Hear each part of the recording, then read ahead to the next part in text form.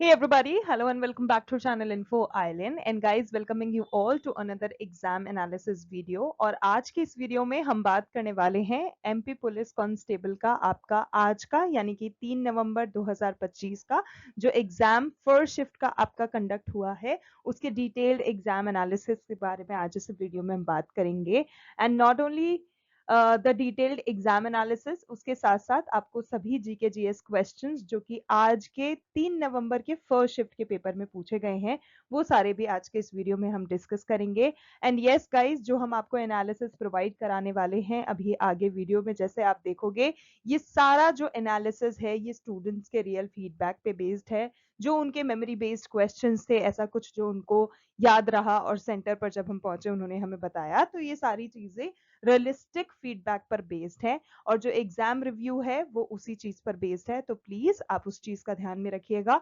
और just in case if you guys think that we have forgot to mention something या फिर उसमें कुछ मिस है या फिर कोई क्वेश्चन ऐसा जो आपको याद हो तो जरूर से कमेंट करके बता देना। It will help the other candidates also. ठीक है, अगर आपका जो एग्जाम है आने वाला है आगे आने वाली शिफ्टों में, अगर आपका एग्जाम लगा हुआ है या आने वाले दिनों में है या फिर आप किसी और एग्जाम की प्रिपरेशन करने वाले हो, तो गाइज ये वीडियो आपके लिए बहुत ज्यादा यूजफुल होने वाला है। वाई? बिकॉज इस तरह के जो जीके जीएस क्वेश्चंस होते हैं गाइज ये आपको ऑलमोस्ट हर एक कॉम्पिटेटिव एग्जाम के लिए प्रिपेयर करते हैं। ठीक है, तो चलो अब जल्दी से शुरू कर लेते हैं वीडियो को और पूरी एनालिसिस के साथ हम देखते हैं।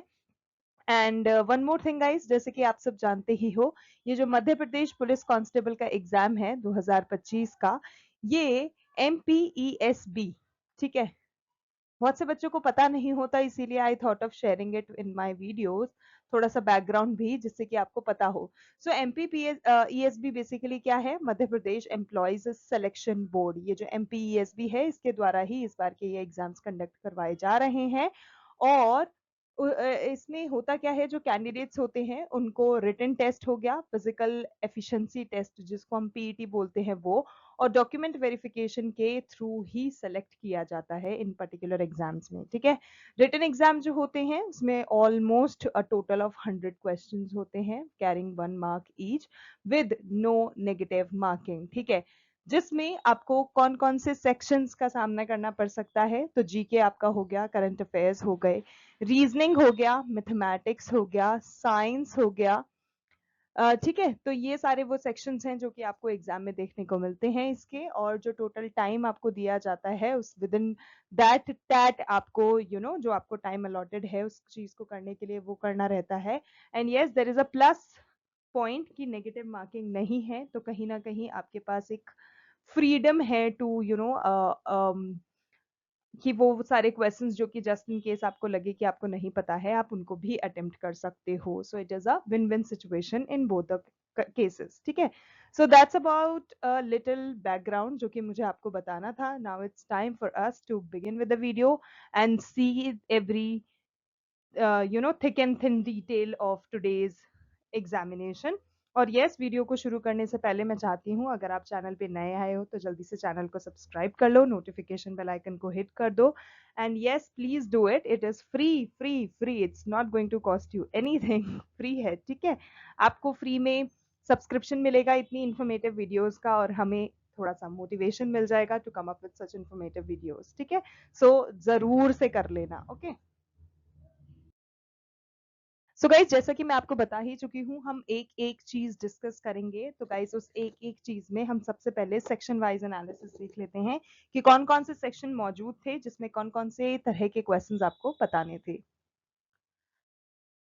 सो गाइस सबसे पहले हम देख लेते हैं जनरल नॉलेज और करंट अफेयर सेक्शन के बारे में, जो कि आपको पूछा गया था, जिसके डिफिकल्टी लेवल की अगर मैं बात करूं तो गाइस डिफिकल्टी लेवल जो था वो आज के पेपर का आपका जो फर्स्ट शिफ्ट का पेपर हुआ है उसका है मॉडरेट टू डिफिकल्ट। ठीक है, आज के पेपर में बच्चों ने बताया कि जो जीके थी और जो करंट अफेयर के क्वेश्चंस पूछे गए थे उनके लिए तगड़ी प्रिपरेशन की नीड थी।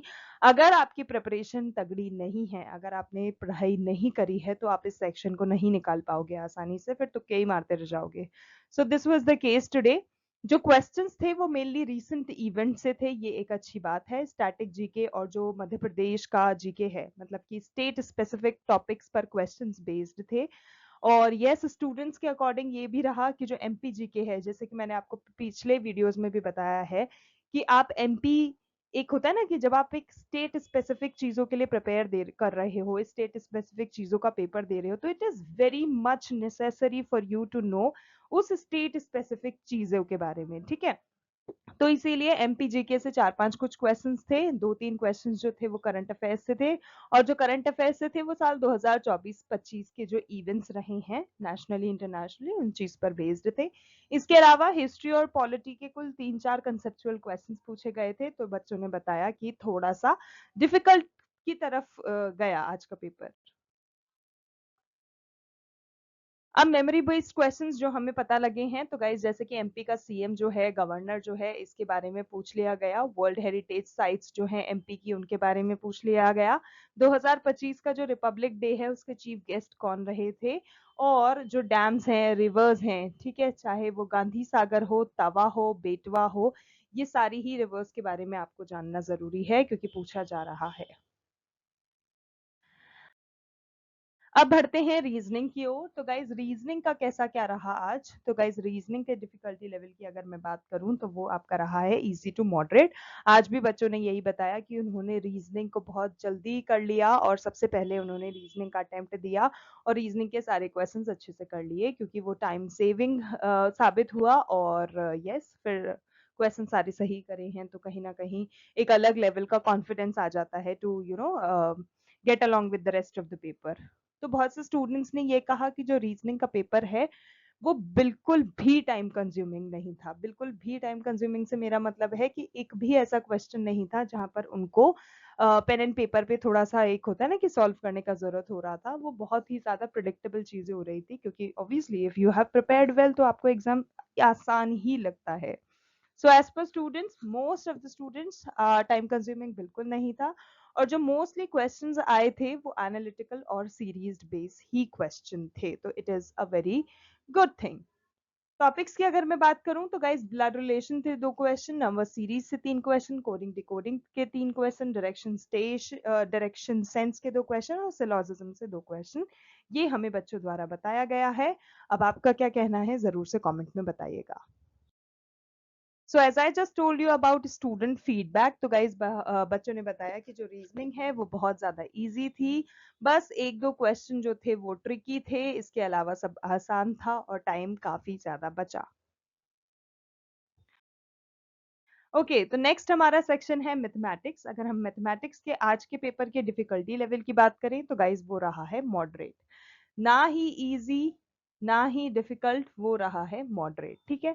जो पेपर था वो कैलकुलेशन बेस्ड था। कुछ क्वेश्चंस ऐसे थे जिसमें सच में आपको कैलकुलेशन करके एनालिसिस करके फिर करना पड़ता था। स्पेशली जो सिंप्लीफिकेशन का आपका पोर्शन होता है और परसेंटेज के जो क्वेश्चंस होते हैं वो थोड़े से बच्चों ने बताया कि ट्रिकी लगे थे उनको, ठीक है। वो ट्रिकी थे और वो टाइम कंज्यूम भी कर रहे थे, इसीलिए बच्चों के लिए थोड़ा सा डिफिकल्ट हो रहा था टाइम को मैनेज कर पाना।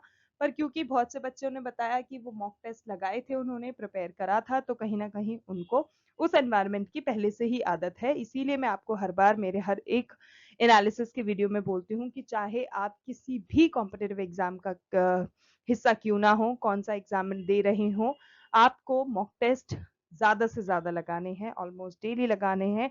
उससे आपकी स्पीड एंड एक्यूरेसी काफी ज्यादा बढ़ेगी, आपकी टाइम मैनेजमेंट स्किल्स बढ़ेंगी, और इसी के कारण आपको टाइम मैनेज अपने एग्जाम काइंड ऑफ एनवायरनमेंट में करना आ जाएगा। Okay so that's about the questions. अगर मैं टॉपिक्स की बात करूं जो कि कवर किए गए तो गाइस उसमें रेशियो एंड प्रोपोर्शन के 2 question, time speed and distance के 2 question, simple interest compound interest के 3 क्वेश्चन, प्रॉफिट एंड लॉस से 2 क्वेश्चन और मेंसुरेशन से 2 क्वेश्चन बताया बच्चों ने।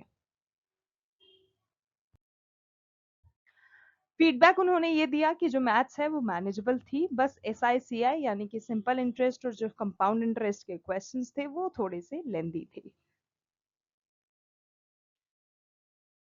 Okay next we are going to be discussing about science section. So guys science section की अगर मैं डिफिकल्टी लेवल की बात करूं तो वो आपका मॉडरेट काइंड ऑफ पेपर रहा है, जिसमें एक परफेक्ट बैलेंस ब्लेंड देखने को मिला है, ठीक है, एग्जामिनेशन पेपर में, जिसमें मिक्स ऑफ फिजिक्स, केमिस्ट्री और बायोलॉजी के कंसेप्चुअल क्वेश्चंस थे। मतलब ऐसा नहीं है कि साइंस में किसी भी पोर्शन को छोड़ दिया गया है। Yes there was physics in the exam, Yes, there was chemistry questions and also biology questions that could be seen in the examination paper today. Biology से कुल 4-5 डायरेक्ट क्वेश्चंस थे, जैसे कि ह्यूमन बॉडी हो गया, विटामिन्स हो गया, diseases हो गया, उस पे बेस्ड कुछ क्वेश्चंस थे। फिजिक्स की अगर मैं बात करूं तो 3 जो न्यूमेरिकल टाइप के क्वेश्चंस थे, जो कि मिरर, लेंस, वर्क और एनर्जी से रिलेटेड हैं।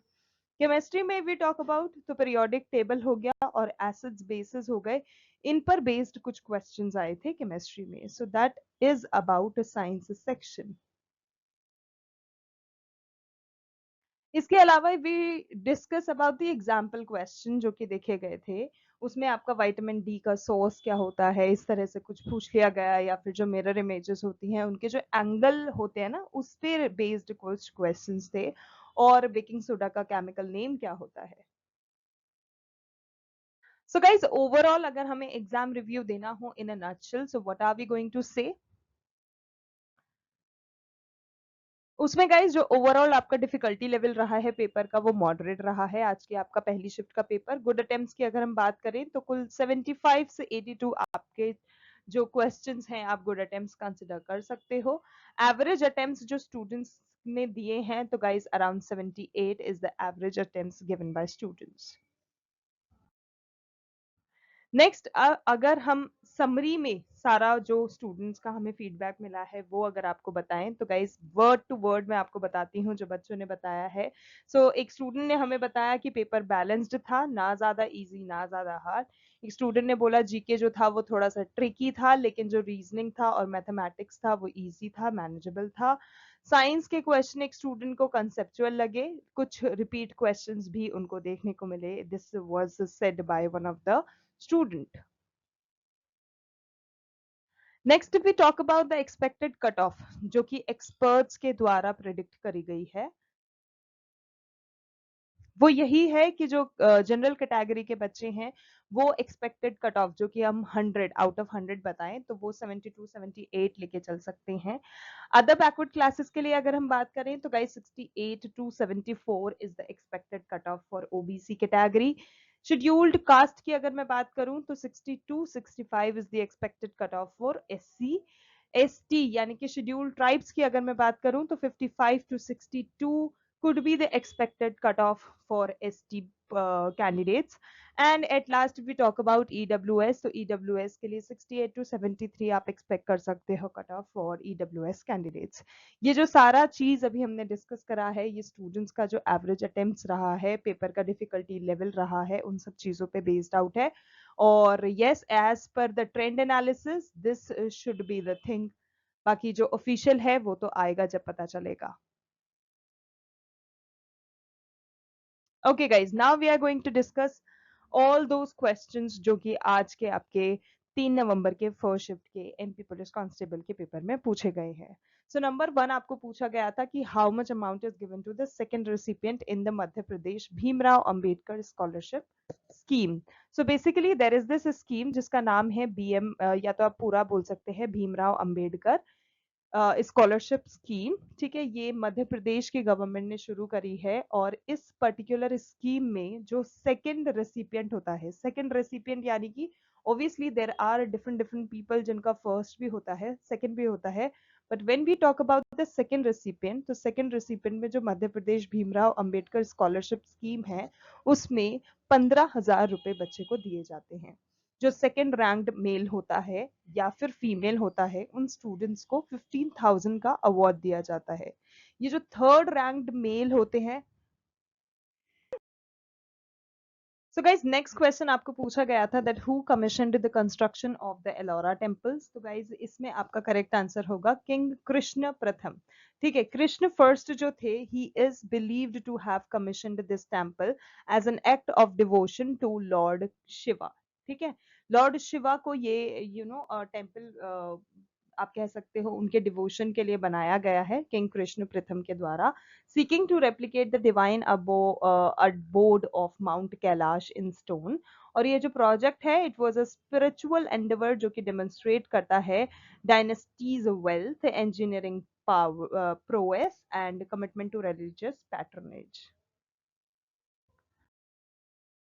नेक्स्ट क्वेश्चन आपको पूछा गया था that which is the river that flows through Uttar Pradesh and Bihar. So guys Uttar Pradesh और बिहार, ठीक है, से जो बहती हुई नदी है, जो रिवर बेसिन है जो कि फ्लो करती है through most of the states in India, वो है गंगा। ठीक है, गंगा बेसिन। और ये जो रिवर है it itself flows through 5 central states. ठीक है, वो कौन कौन सी स्टेट्स है, let me just tell you. जिसमें नंबर 1 पे आते हैं उत्तराखंड, फिर है उत्तर प्रदेश, फिर है Bihar, Jharkhand and West Bengal. So these are the name of those central states जहां से रिवर गंगा बहती हुई निकलती है। अगला सवाल आपको पूछा गया था कि ये जो बुंदेलखंड प्लेच्यू है, ठीक है, बुंदेलखंड पठार आपने नाम सुना ही होगा, उसका जो स्लोप है वो किस तरह का है। सो गाइस जो स्लोप है, अगर मैं स्लोप की बात करूं तो यहाँ पे लिख लो डाउनवर्ड, उसका जो स्लोप है डाउनवर्ड है। बाकी अगर मैं बात करूं कि जो एलिवेशन है, ठीक है, वो कितने मीटर का है सी लेवल से। सो बेसिकली जो एवरेज एलिवेशन है इस Bundelkhand upland ranges up plateau का, ये आपका 300 से कुल 600 मीटर तक का है अबव सी लेवल, जो कि स्लोप करता है downward from the Vindhyan scarp towards the Yamuna river. So 300 to 600। Okay, what happens if the retina of the eye is taken out. मुझे नहीं पता ये क्वेश्चन क्यों पूछा गया है आज के पेपर में, बट अगर पूछा भी गया है तो it is quite obvious for all of us to know कि भाई आंख के साथ किसी भी तरह की कोई छिड़कानी की जाएगी, then the vision is going to be you know हमेशा के लिए ही गायब, हमेशा के लिए ही वी विल बी ब्लाइंड। तो ऑब्वियसली ब्लाइंडनेस होगी, मतलब परमानेंट ब्लाइंडनेस होगी। मुझे नहीं पता इसका क्वेश्चन को पूछने का क्या मतलब था, बट ओके। यस, जो रेटिना है बेसिकली होता क्या है गाइस, वो एक थिन लेयर होती है टिश्यूज की at the back of the eye. वो ही रिस्पॉन्सिबल होती है for processing light and transmitting visual signals to the brain. ठीक है, जब हमारी आंख पर किसी चीज का कोई लाइट पड़ता है, तो वो लाइट पड़ते के साथ ही रेटिना का जॉब होता है कि वो ट्रांसमिट करे उस विजुअल सिग्नल्स को, हमारे ब्रेन तक पहुंचाए। फिर वो सिग्नल मिलते ही हमारा ब्रेन बता देता है कि okay this is that thing, this is that thing, etcetera etcetera.